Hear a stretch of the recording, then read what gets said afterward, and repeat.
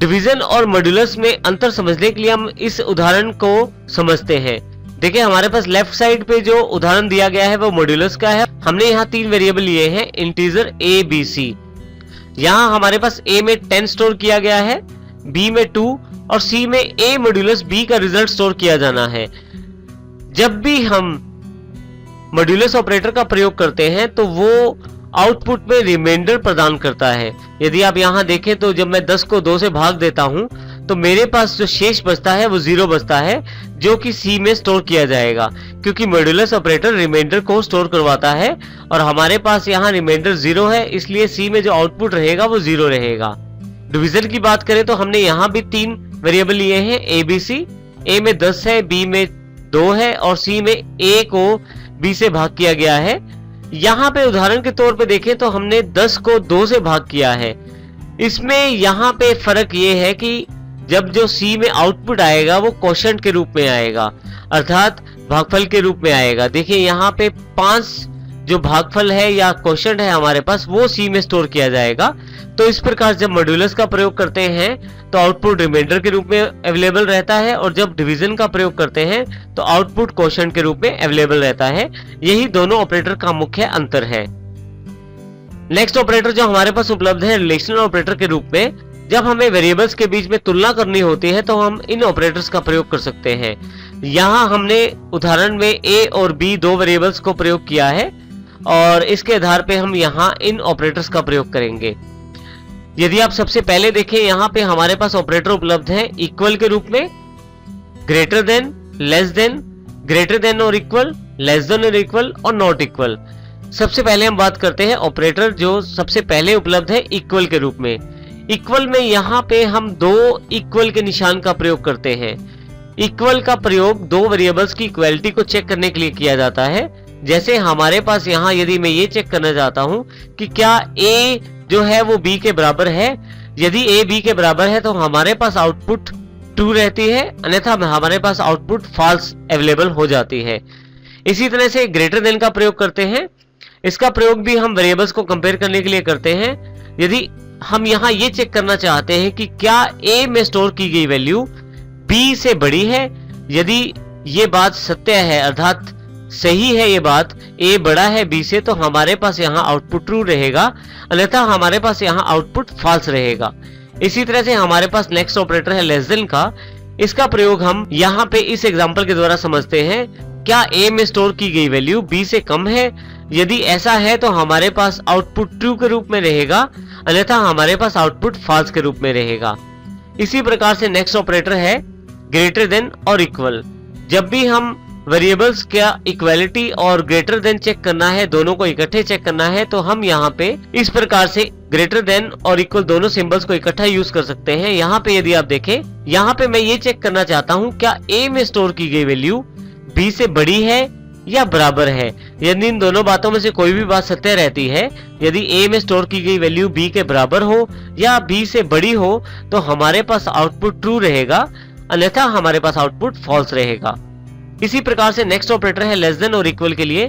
इसमें हम ये जान सकते हैं कि क्या a में स्टोर की गई वैल्यू b से कम है या b के बराबर है। हम यहाँ से एक साथ 2 चीजों को चेक कर रहे हैं कि क्या a की जो वैल्यू है वो b से कम है या b के बराबर है।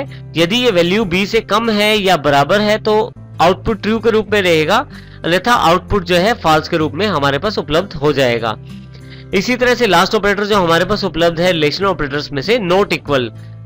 लास्ट ऑपरेटर जो उपलब्ध है नॉट इक्वल के रूप में, यहाँ पे ये बिल्कुल इक्वल ऑपरेटर के रिवर्स में काम करता है, कॉम्प्लीमेंट में काम करता है। यहाँ मैं ये चेक करना चाहता हूँ क्या a b के बराबर नहीं है। यदि ऐसा है, a b के बराबर नहीं है, तो आउटपुट ट्रू के रूप में उपलब्ध होगा, और यदि a b के बराबर है तो आउटपुट फॉल्स के रूप में उपलब्ध होगा। यदि आप इस नॉट इक्वल ऑपरेटर को इक्वल ऑपरेटर की आउटपुट से चेक करें तो आप देखेंगे कि बिल्कुल उल्टी आउटपुट है। जो केस वहां ट्रू रहता है यहाँ पे वो फॉल्स हो जाता है, और जो केस वहां फॉल्स रहता है वो यहाँ ट्रू हो जाता है। नेक्स्ट ऑपरेटर हमारे पास लॉजिकल ऑपरेटर्स हैं। यदि आपको एक से अधिक कंडीशनें चेक करनी है एक ही बार में, तो आप इन ऑपरेटर्स का प्रयोग कर सकते हैं।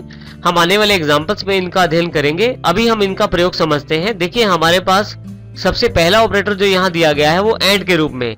यदि आप यहाँ इसके सिंबल को देखें तो हमने 2 बार एम्परसेंड साइन का प्रयोग किया है। जब भी हम एंड का प्रयोग करते हैं तो उसका अर्थ ये होता है कि यदि सभी कंडीशंस जो एंड ऑपरेटर के साथ जोड़ी गई हैं, यदि वो सभी ट्रू होती हैं तो ही आउटपुट आपका ट्रू रहता है। यदि उन सभी कंडीशनों में से जो इस एंड के साथ जोड़ी गई हैं एक भी कंडीशन फॉल्स या गलत हो जाती है तो उस केस में आउटपुट फॉल्स रहता है। इसका सीधा सा मतलब ये हुआ कि यदि सभी कंडीशनें ट्रू रहती हैं तो आउटपुट ट्रू रहता है, और यदि सभी कंडीशनों में से कोई एक भी कंडीशन फॉल्स आ जाती है तो आउटपुट जो है वो फॉल्स आ जाता है। कंडीशंस को कंपेयर करने के लिए आप इस प्रकार इन ऑपरेटर्स को प्रयोग कर सकते हैं। हम आने वाले एग्जांपल्स में इसका अध्ययन करेंगे। इसी प्रकार से यदि आप यहाँ देखें, सेकंड ऑपरेटर जो हमारे पास उपलब्ध है वो और के रूप में, यहाँ पे देखें हमारे पास इसका सिंबल कुछ इस प्रकार से दिखाया गया है, और इसमें यदि हम ध्यान दें तो सभी कंडीशनें जो और के साथ चेक की जा रही हैं, यदि उनमें से कोई भी एक ट्रू है तो आपके पास आउटपुट ट्रू रहता है, परंतु यदि सभी फॉल्स हैं तो आउटपुट फॉल्स आएगा। इसका सीधा अर्थ ये है कि सभी कंडीशनें जो और के साथ कनेक्टेड हैं वो सभी में से कोई भी एक ट्रू होती है तो आउटपुट ट्रू आ जाता है। यदि जब सभी फॉल्स हो जाएंगी तो आउटपुट आपके पास फॉल्स रहेगा। लास्ट ऑपरेटर हमारे पास लॉजिकल ऑपरेटर्स में से है नोट। नोट जो है हमारे पास रिवर्स या कॉम्प्लीमेंट आउटपुट प्रदान करता है। नोट ए यदि हम लगा देते हैं तो ए में जो वैल्यू स्टोर है उसको छोड़ के बाकी सभी वैल्यूज को ट्रू माना जाएगा। तो इस प्रकार हम लॉजिकल ऑपरेटर का प्रयोग कर सकते हैं। नेक्स्ट ऑपरेटर जो हमारे पास उपलब्ध है असाइनमेंट ऑपरेटर्स के रूप में।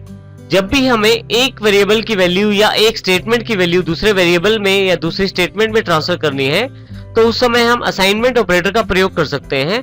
असाइनमेंट ऑपरेटर में ध्यान रखने वाली बात यह है कि हम इसमें इक्वल का साथ में प्रयोग करते हैं। यदि आप यहाँ ध्यान से देखें तो यहाँ पे जो इक्वल का सिंबल है वो एक बार प्रयोग किया गया है, जबकि इक्वालिटी चेक करने के लिए इक्वल ऑपरेटर में इसका सिंबल 2 बार प्रयोग किया था। तो इसका अर्थ यह है कि असाइनमेंट ऑपरेटर्स में हम सिंगल इक्वल का प्रयोग करते हैं असाइनमेंट स्टेटमेंट्स को प्रयोग करने के लिए। देखिए सबसे पहले हमारे पास असाइनमेंट ऑपरेटर जो सबसे पहले उपलब्ध है, इसका प्रयोग राइट हैंड साइड की वैल्यूज को लेफ्ट हैंड साइड पे ट्रांसफर करने के लिए किया जाता है। दूसरा जो ऑपरेटर हमारे उपलब्ध है वो ऐड एंड असाइनमेंट ऑपरेटर है, जिसमें हम राइट हैंड साइड की दी गई वैल्यू को लेफ्ट हैंड साइड से जोड़कर फिर लेफ्ट हैंड साइड में ट्रांसफर कर सकते हैं। इसी तरह से नेक्स्ट ऑपरेटर हमारे पास है सब्सट्रैक्ट एंड असाइनमेंट ऑपरेटर, जिसमें हम लेफ्ट हैंड साइड दी गई वैल्यू से राइट हैंड साइड की वैल्यू को घटाकर जो आउटपुट रहता है उसको फिर लेफ्ट हैंड साइड वेरिएबल में स्टोर कर सकते हैं। इसी तरह से नेक्स्ट ऑपरेटर जो है वो हमारे पास मल्टीप्लाई एंड असाइनमेंट ऑपरेटर है। इसमें हम लेफ्ट हैंड साइड के वेरिएबल को राइट हैंड साइड के वेरिएबल से मल्टीप्लाई करके जो आउटपुट आता है उसको फिर से लेफ्ट हैंड साइड वाले वेरिएबल में स्टोर कर सकते हैं। इसी तरह से हमारे पास 2 और ऑपरेटर अवेलेबल हैं, डिवाइड एंड असाइनमेंट और modulus and assignment. Divide and assignment में हमारे पास लेफ्ट हैंड साइड जो वेरिएबल होता है उसको डिवाइड किया जाता है राइट हैंड साइड वाले वेरिएबल से, और फाइनली जो आउटपुट रहता है उसको फिर से लेफ्ट हैंड साइड वाले वेरिएबल में ट्रांसफर कर दिया जाता है। और फाइनली हमारे पास मॉड्यूलस एंड असाइनमेंट ऑपरेटर है, जिसमें फिर से लेफ्ट हैंड साइड वाले वेरिएबल का मॉड्यूलस ए राइट हैंड साइड वाले वेरिएबल से निकाला जाता है, और फाइनली जो आउटपुट रहता है उसे लेफ्ट हैंड साइड वाले वेरिएबल में स्टोर कर दिया जाता है। यहाँ आप उदाहरण से समझे तो यहाँ यदि आप पहले ऑपरेटर की तरफ देखें, असाइनमेंट ऑपरेटर की तरफ, तो यहाँ पे C equal to A plus B है जो नॉर्मल स्टेटमेंट है वैल्यूज को असाइन करने के लिए। कभी भी हम डबल इक्वल का प्रयोग वैल्यू असाइन करने के लिए नहीं करते, उसका प्रयोग सिर्फ इक्वलिटी चेक करने के लिए किया जाता है। देखिए बिल्कुल सिंपल स्टेटमेंट की तरह है, जिसमें A प्लस B को टोटल करके फिर से C में स्टोर कर दिया जाता है। ये ध्यान रखिए कि हमेशा पहले राइट हैंड साइड की स्टेटमेंट एग्जीक्यूट होती है और उसका जो आउटपुट रहता है उसको लेफ्ट हैंड साइड की स्टेटमेंट में ट्रांसफर किया जाता है या वेरिएबल में ट्रांसफर किया जाता है।